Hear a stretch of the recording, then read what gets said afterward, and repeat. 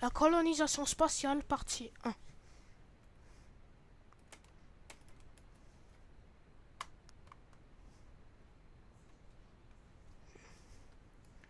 Bonjour les amis, j'espère qu'aujourd'hui vous allez bien. Qu'aujourd'hui je vais faire une nouvelle vidéo sur la colonisation spatiale.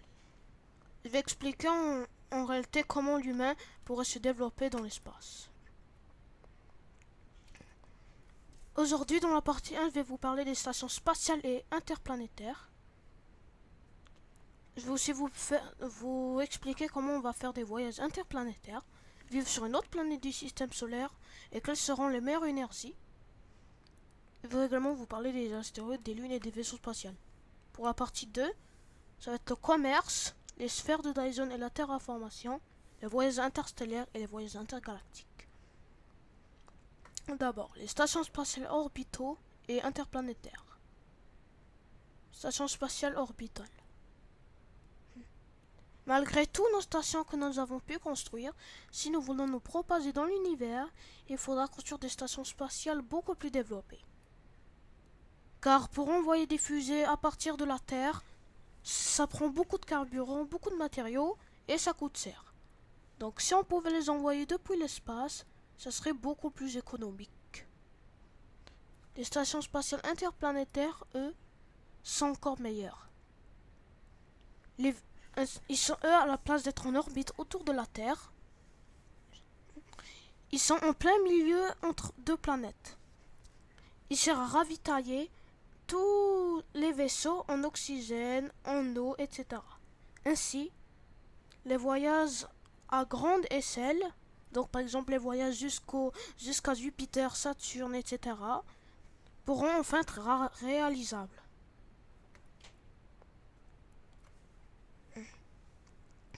Il y aura certains endroits dans le bateau, pas le bateau, la station, pour permettre aux différents véhicules de s'amarrer et prendre des réserves.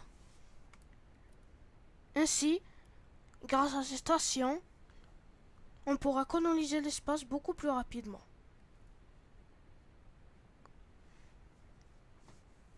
Les voyages interplanétaires et vivre sur une autre planète du système solaire. Après avoir construit nos stations spatiales, qui soient orbitales ou interplanétaires, nous allons sûrement commencer par nous baser sur la Lune. En plus, on est déjà parti, donc ça va être beaucoup plus facile. Bon, par contre, la colonisation va être beaucoup plus dure. Ainsi, des stations spatiales orbitales encore des stations orbitales, vont être construites autour de la Lune, pour permettre en futur d'y envoyer des personnes, construire une colonie qui pourra grandir. Elle aura aussi beaucoup d'hélium 3 qui pourra servir pour la fusion nucléaire. Si vous avez aucune idée de ce qu'est la fusion, ou si vous avez jamais entendu parler de ça, je vous conseille la vidéo sur le nucléaire que j'ai tournée il y a quelques semaines. Ensuite, ça va être autour de Mars. Je sais pas pourquoi tous les scientifiques veulent la coloniser. Après ça va être Mars. Après avoir construit des stations spatiales orbitales, nous allons sûrement y envoyer des vaisseaux pour la coloniser. Malheureusement, ce voyage va être long, donc on va devoir utiliser la fusion nucléaire ou d'autres techniques. Et comme je vous l'ai dit, si vous ne savez pas ce qu'est la fusion, je vous conseille d'aller voir l'autre vidéo. Ainsi, après qu'on a envoyé des vaisseaux dessus, ou bien il y a une idée encore meilleure. Soit qu'il y a un vaisseau qui part de la Lune puis qui débarque des vaisseaux, ou soit que les vaisseaux sont largués grâce à des catapultes électromagnétiques. Ainsi, Mars pourra grandir pour devenir en plus d'une grande colonie, un grand centre du commerce interplanétaire, et pourra également disposer de sa propre armée et de sa propre police. Bon, Mercure, ça va être très difficile à coloniser. Avec une température moyenne de 179 degrés Celsius, une gravité de 0,38, des rayons UV ou X qui ne sont pas filtrés, et avec une condense solaire de 9116,4 watts par mètre cube, ça va être très dur à coloniser cette planète. Mais il y a deux techniques. Soit le Terminator, C'est simple, tu restes toujours dans un crépuscule, tu avances pour toujours rester dans le crépuscule, ainsi tu n'es ni brûlé ni glacé. Par contre, si tes rails est en panne, ben t'es foutu. Ou bien, une autre idée, c'est de construire dans un dôme, de recouvrir des vitres pour protéger des rayons ultraviolets et reconstruire un autre habitat ici.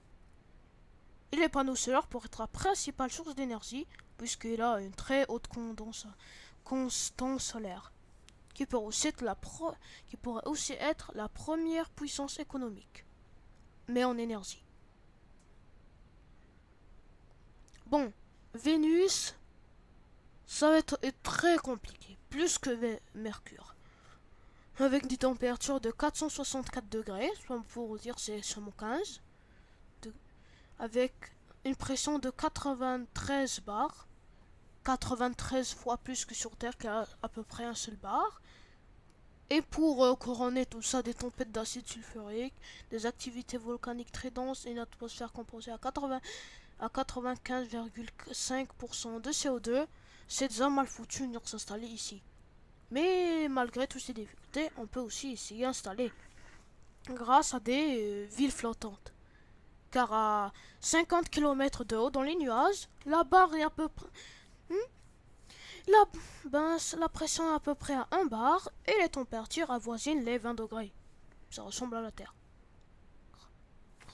Ainsi, grâce à des entes dirigeables comme ça et des panneaux solaires, il pourra avoir une ville flottante. Mais après, plus tard, on pourrait même y aller installer des robots pour construire une haute montagne de 50 km de haut où on pourra y habiter. Beaucoup plus efficace voler dans des ballons. Bon, les astéroïdes, je vous dis, c'est pas pour habiter dessus. Les astéroïdes sont remplis de minéral très rares. Du platine, de l'or, etc. Donc, ces roses, peuvent être très utiles. Le but, c'est de tout simplement emmener près de l'orbite terrestre. Soit en les accrochant, soit en les mettant dans cette géante chose. Ou bien on les fore sur place. Après, il y a plusieurs étapes à faire. D'abord, il faut réparer une bonne astéroïde. Alors, c'est pas n'importe quel astéroïde qui peuvent être utiles. Après, il y a le véhicule qui part. Il le capture, il l'emmène près de la Terre. Après, il commence à le forer. Après, tout ça va être amené sur Cérès, la seule planète naine de la ceinture d'astéroïdes. Ainsi, comme ça sur Cérès, on pourra les renvoyer sur Terre ou sur d'autres planètes. Ainsi, Cérès pourra devenir une grande puissance minérale. Bon, maintenant parlons d'énergie. Ouais, la meilleure énergie, ça reste le nucléaire, ça fait peur, mais c'est bien ça. Et après, il y a le solaire. Sur Vénus, ça reste l'éolien, parce que les vents ils vont déjà à 400 km à l'heure. Quant au deuxième, ça sera encore le nucléaire. Quant à Mars, c'est seulement le nucléaire. Bon, maintenant on va parler des lunes. Et bien sûr des autres planètes, hein, pas nous. Alors, les lunes habitables de Jupiter, il y a Europe, Callisto, Io et Ganymède. Europe, Callisto et Ganymède, on a détecté de l'eau en dessous de la surface, mais la plus intéressante reste Europe. Quand Titan, c'est simplement la lune la plus intéressante de Saturne. Bon, pour les vaisseaux futuristes, il y en a beaucoup. D'abord, il y a les vaisseaux nucléaires. Oui, ça ressemble à ça. C'est beau, hein. Avec bien sûr du fusion, pas seulement de la fission. Il y a également... Bon, laisse tomber. Il y a également les vaisseaux antimatière, les voiles solaires, les vaisseaux à moteur par résonance magnétique. Bon, ça ne vais pas trop rentrer dans les détails, j'ai pas compris. Mais le meilleur de tout va être les vaisseaux à distorsion, comme dans Starquet.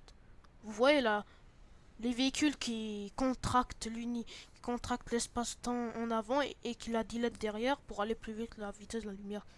C'est comme si tu étais sur une route, t'avançais et la route avançait avec toi.